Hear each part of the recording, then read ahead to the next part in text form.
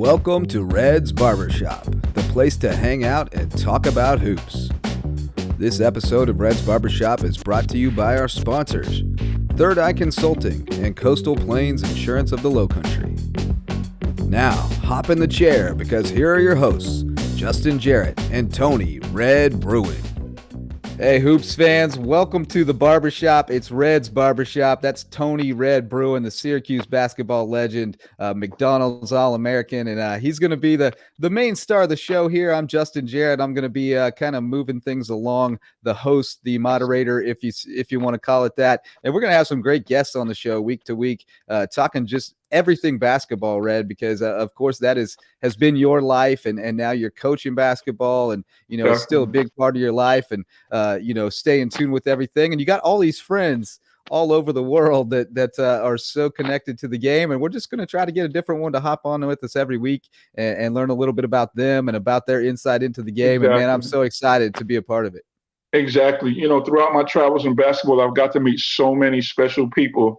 And at this time, what I want to do now is just try to come on and reconnect with them and have them reconnect with my friends and your friends, and just tell some of the great stories that the great sport of basketball has on people. Some of the great coaches that I've met, some of the great players, some of the great stories. Just get them out there and have people see different personalities of coaches that they may have seen coach and don't know, or may think that there's a certain way. And just have some fun with it, Just.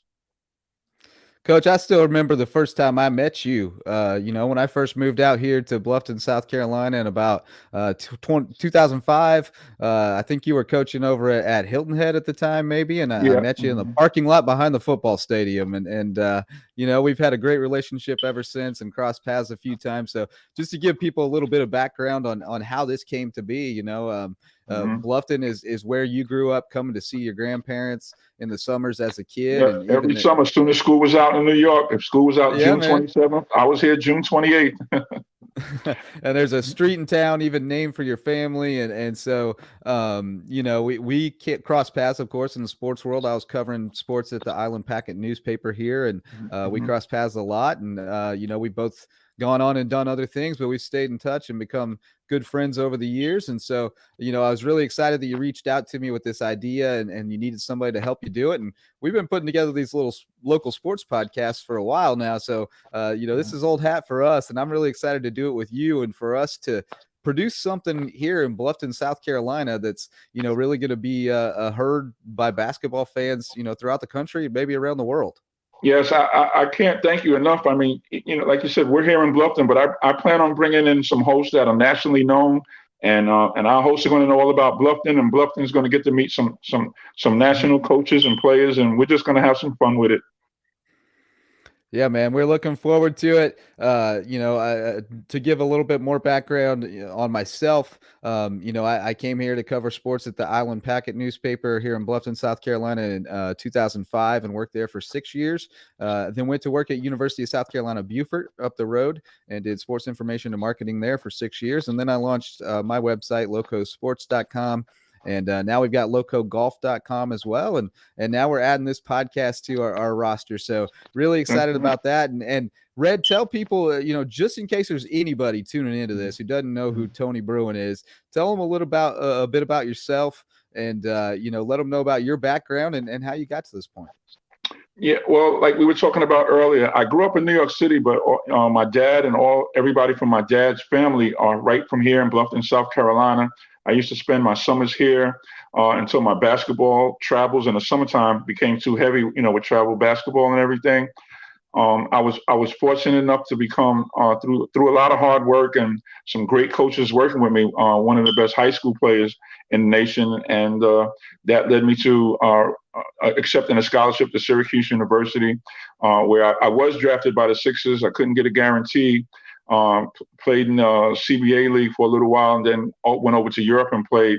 But I met a lot of great coaches and players playing in high school All-American games and going overseas and playing in the Big East, and just met so many great players and great people and great coaches that I'm at a point now where I would like to just give back and share some of their knowledge I'm coaching high school and travel basketball here in Bluffton, and just all things basketball. I think at some point you get to where some of the things that you learned, the best thing I can do now with it is try to give back to our youth, because as you know, just our youth are the future. And I'm glad to have the opportunity to work with you, because I see all of the great things that you're doing, trying to help, our youth in the community. And it's just a great thing that you're doing. And I'm happy to be part of that as well. Yeah, man. I was just telling my kids tonight that the goal in life for everybody should be to replace ourselves with better human beings, whether it's our kids or kids we've mentored or whatever. Just replace ourselves with somebody who's better than us, so that the world's a little bit better place when we leave. So I'm happy we're both doing our part there. But we're gonna have a lot of fun talking hoops, and our first guest today really needs no introduction if you're a basketball fan. Not I at would say, all. right? And this is the time where you're probably going to see more of Coach Seth Greenberg than any other analyst, because this is what he does when the March Madness time comes. He's the guru. Just try out him and Joe Lunardi and on an endless loop, right? So we're getting nothing but bracketology and breakdown. So it was a great conversation we had with Coach Greenberg, and I really enjoyed it. Obviously great you guys guy. are old friends, but my first time really getting to chat with him, virtually in person. And what a warm guy, and really pleasant and thoughtful, and very, very knowledgeable about basketball, to say the least. And we were joking about a lot of our audience might only know him as an analyst, but we still think of him as coach. Yeah. There's a whole generation that doesn't know that, what a great coach that he was. They just know him as the ESPN guru that tells you who to pick and, who to pick in Final Four and first in and, last out and all of that. But he's a lot more than that. Yeah, and he's great on Twitter too. So if you don't follow him, we got his handle up on the screen. If you're watching the video podcast, Seth on Hoops, you got to check him out on there. But without further ado, let's get into it, Coach. Let's welcome Seth Greenberg into Red's Barbershop. All right, folks. Well, welcome now our first guest here on Red's Barbershop, Seth Greenberg, who needs no introduction to basketball fans, especially college basketball fans. We know you as a coach before, but now, of course, we know you as an analyst. You're the guy we turn to for the updates on who's going to get in, who's going to be out, who's going to be the next stars. So, Coach, first of all, thanks for joining us, and just give us a little bit of insight into what your life is like this time of year, because it's got to be on the go all the time and trying to process a ton of information. So give us a little glimpse into Seth on Hoops this time of year. Well, first of all, hey, Red, I got to tell you, the Red's Barbershop, I don't need a barber. So, I mean, I'm right there with you, Coach. None of us. I'd come to your barbershop to hang out and talk ball, but I'm not sure I'm going to get it. There's not much left to shave on the sides. I'm right there with you, Coach. None of us is getting a haircut, so that's why it kind of works.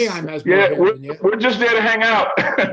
Exactly. Well, this is the busiest time of the year. Obviously, we're a couple of weeks away from Selection Sunday. We just got back from Tucson, Arizona, for the Arizona-Oregon game and our game day there.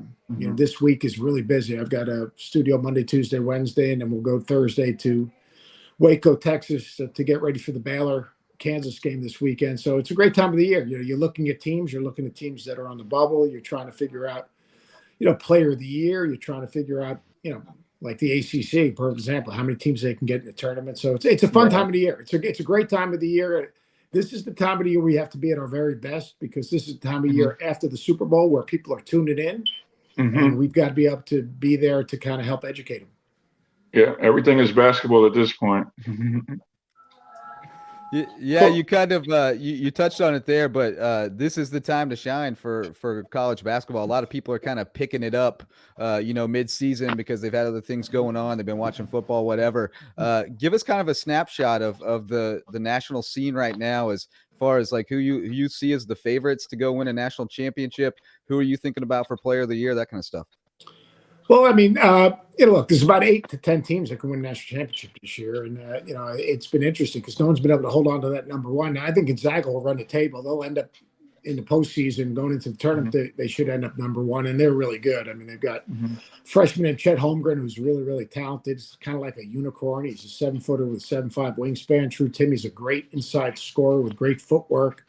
Their backcourt is a kid named Andrew Nebelhart, who's a really good player. So, they're going to be really good.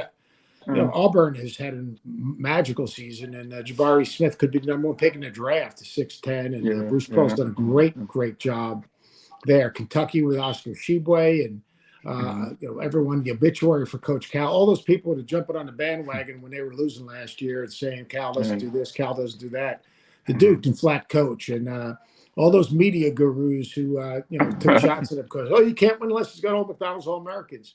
The guy, all he does is win, and Oscar's been phenomenal. But you know what? Kellen Grady, who played at Davidson's, been great, and Savio Wheeler, who transferred from Georgia, and Ty Washington, a freshman, and Obi Topping's brother, Jacob Topping, who transferred from Rhode Island, was phenomenal the other day. So they've been really, really good. Duke is terrific with Banchero, obviously, but Trevor Keels and A.J. Griffin, another guy with some New York City roots.